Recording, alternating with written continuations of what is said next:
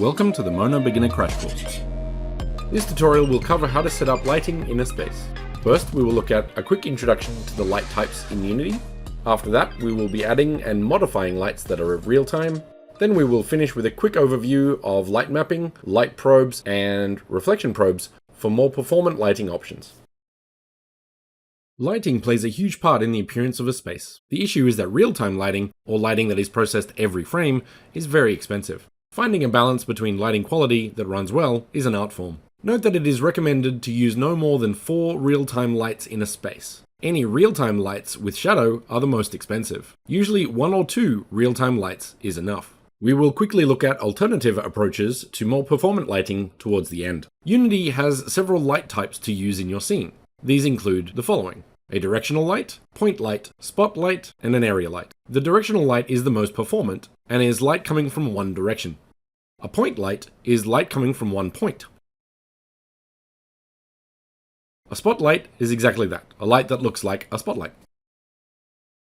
An area light is more like a rectangle or oval of light. Note that this light is only used for baked lighting, or light mapping. Don't worry about this one for now, as we will get into it in the light mapping tutorial. You can of course edit the directional light that is present in the Mona SDK space. Otherwise, you can add your own. The best way to add a light is to right-click on a location in the hierarchy window and look under Light. Once you have added the light, you can use the standard position and rotation tools, as well as modify its settings in the inspector. Each light is slightly different, but most have the same aspects such as color, range, mode, intensity, and shadow type. Range, depending on the light type, is how far do you want that light to travel. Color is exactly that. What color is the light?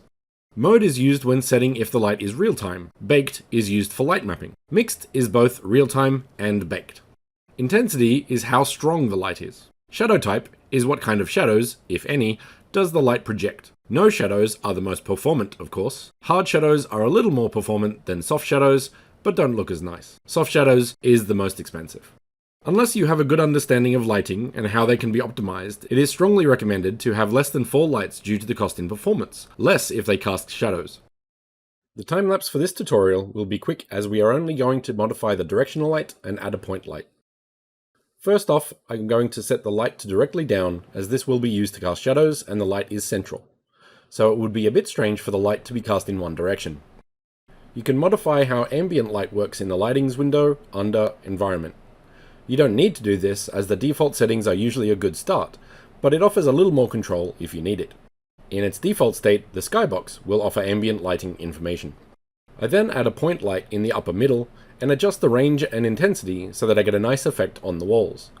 I could leave shadows on this one, but as I'm aiming for a more performance space, I'm going to turn them off. As you can see, the difference is quite minimal. I will usually play with the settings to see if I can get a better end result before calling it done.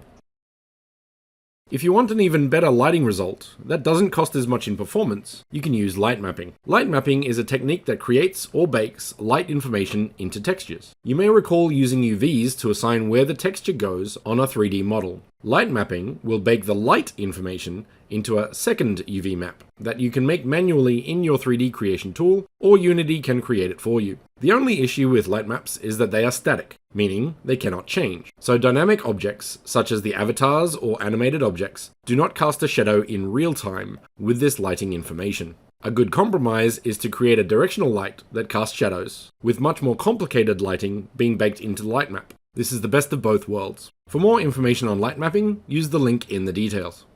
Another consideration is that light maps do not light dynamic objects, as the details are embedded in fixed textures. You can work around this by adding light probes. Light probes can be placed around the space to take in the light information at that point in space, and light dynamic objects accordingly. For more information on light probes, use the link in the details.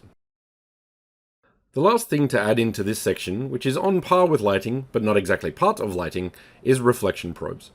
Real-time reflections are very expensive, and generally not recommended to use in WebGL's-based spaces at all.